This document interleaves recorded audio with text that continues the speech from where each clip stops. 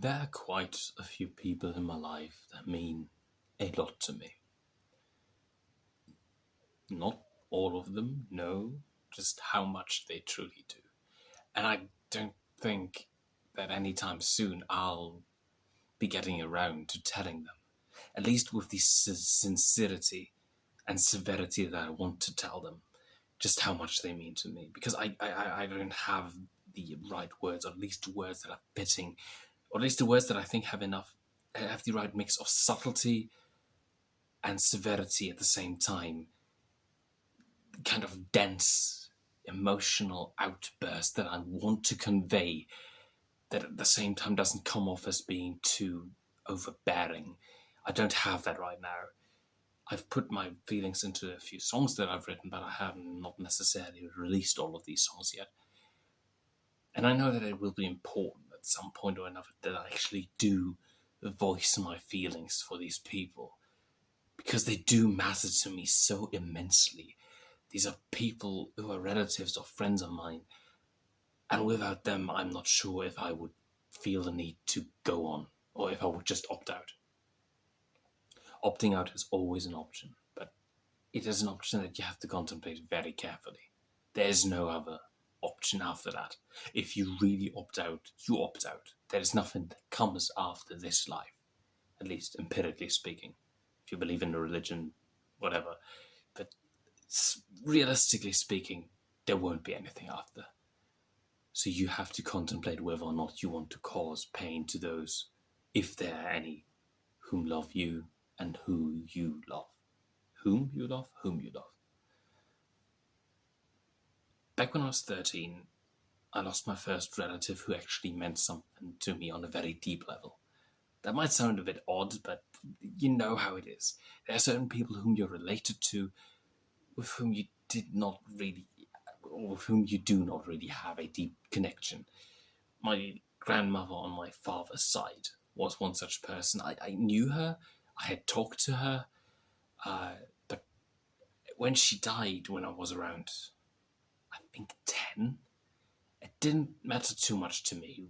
I had not seen her often enough, had not interacted with her as much as I should have probably, or as much as I had with like someone else whom I'm going to mention after that.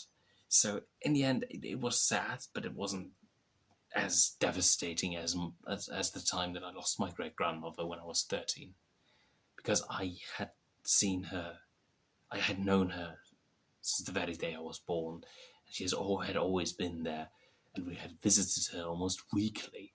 I knew her, I loved her so much because she was such a great lady. She had all these great stories of a time that I couldn't even imagine. She was born back in 1912, for God's sake. That's a completely different time to what I grew up with. And so when she died, when she passed away, after these 13 years in which I had always had her in the back of my mind as that lady that we're going to visit once a week, when she died, when she passed away, it devastated me. It caused me so much pain. I remember it very vividly. I returned from my drumming lessons. I had taken drumming lessons around that time, although I would stop doing them like half a year later out of laziness, puberty and whatnot.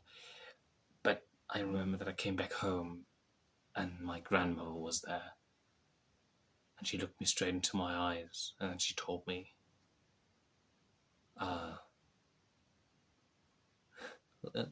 Lil Nana is dead. Basically, she was Big Nana, and my great grandma was Lil Nana. Mostly because it's an approximate translation, but that was mostly because of the fact older people get smaller as they age further and further. I don't know, it has something to do with the bone structure. And at that point, my great grandmother was already smaller than her own daughter, my grandmother, and so we separated them by calling one of them Big Nana and the other one Little Nana. Once again, approximate translation. The actual, doesn't matter what we actually called them. And she just told me that. And next thing I knew, I just broke out crying. I couldn't comprehend it. It was too much. I had never felt like this before. And then, I don't know what happened next exactly, but the next halfway coherent memory that I have is me crying into my pillow on my bed. She was gone. At that point, I hadn't even really comprehended what that meant. As I would learn later on, she had, my great grandmother had called in the nurse at the nursing home and had told her that she was now ready to leave, so to speak. And half an hour later, she was dead. She left on her own terms. I cannot, at least right now, at this point in my life, I cannot comprehend what exactly that would mean and how someone could come to this conclusion that they could now, at a ripe old age, just opt out without having to actively opt out. Like she didn't kill herself or anything. Oh, shit. Now YouTube is going to come after my ass. Like she didn't take any sort of drugs or whatever to overdose on, or she didn't stab herself or whatever. No, she just went back to sleep, and then she died in her sleep after she had told the nurse that she was going to die in her sleep. If I ever arrive at a moment in my life, at the end of my life, in which I can feel that my time has come, that I can pass away like she did, I would be kind of happy about that. The point that I'm trying to make is that, obviously, you always have the chance to opt out. But really try to comprehend what that would mean at that specific moment. Now, granted, my great grandmother had all the right to do what she did. When she was 97, she had a bad fall a few weeks earlier, and you know how it is with people in their 90s and more severe injuries. It is very likely that they will pass away after having gone through, I don't know, a broken leg, a sprained ankle, maybe even. It was nonetheless devastating for me, but it would have been devastating nonetheless, even if it had happened more out of the blue. Like, let's say she had a heart attack or something. That would have still been devastating to me in the same way, because it was just someone whom I was used to seeing weekly, whose stories I liked to listen to. And I mean, it obviously helped that she always had some candy that she would give me whenever I visited her, but that's beside the point. I really legitimately loved this lady. I loved her. In the back of my mind, I somehow connected her to the Queen of England. She had a very similar way of carrying herself. I mean, she was from an upper class family. But then she was just gone. And I always keep that in the back of my mind whenever I think that I could maybe, opt out. And I think to myself, is that really the time? Does that make sense? And then I imagine my funeral, and I imagine it to be like a funeral that I attended when we buried my great grandmother. To me, my devastation came in two waves. First one was when my grandmother told me that her mother, my great grandmother, had died. And the second one was when I was at the funeral. My mom was crying profusely.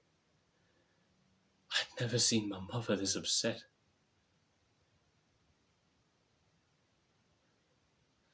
And then there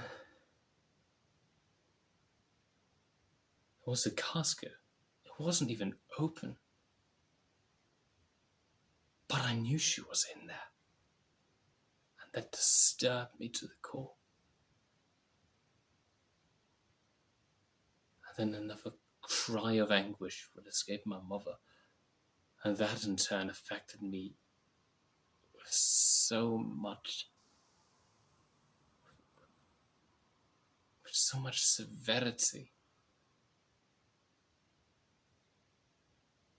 I also just broke down crying yet again.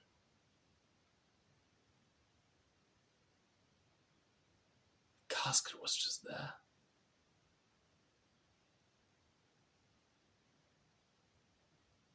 And inside that casket was she.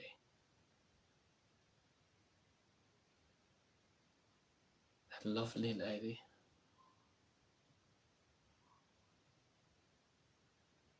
And she was gone. That's what I imagine whenever I feel like I should snuff it.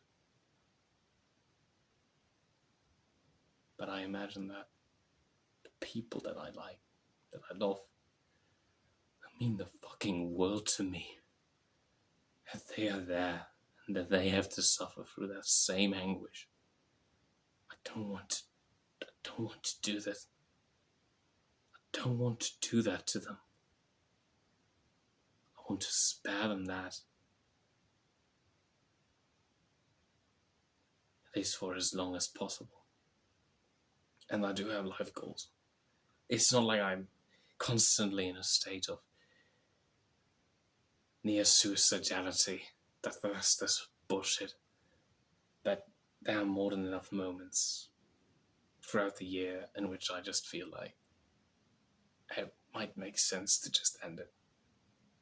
But I couldn't do that. Not to them. Not to anyone who's close to me, because they mean so fucking much.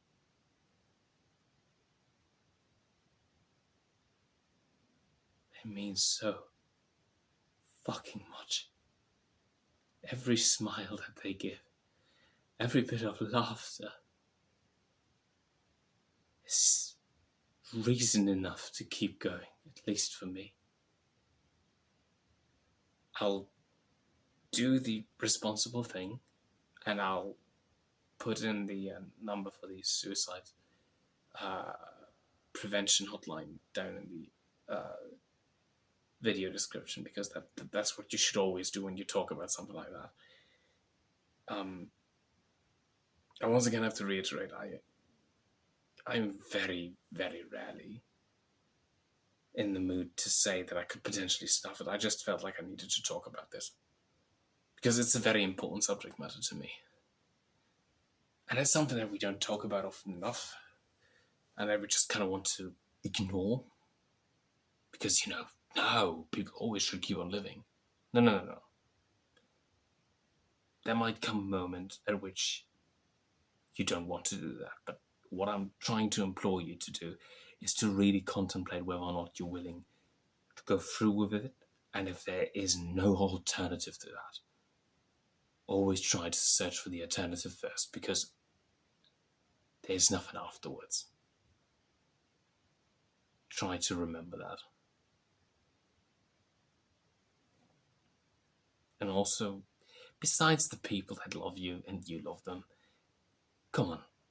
You can still do something, because for fuck's sake, you got it in there. You got it in you. You got the kind of power to do something. Something good, something that is amazing. Because to quote a man who was far better than I could ever be, by just being you kind of already won. Because there's only one version of you down, on this little blue marble. Marble, not marble. This little blue marble that you can marvel at. Come on. Show them what you got. And just try to hang on a bit longer. If you truly can. Once again, hotline is down below. If there is something that you feel would push you towards the end of it all, but other than that, that's kind of all that I have to say.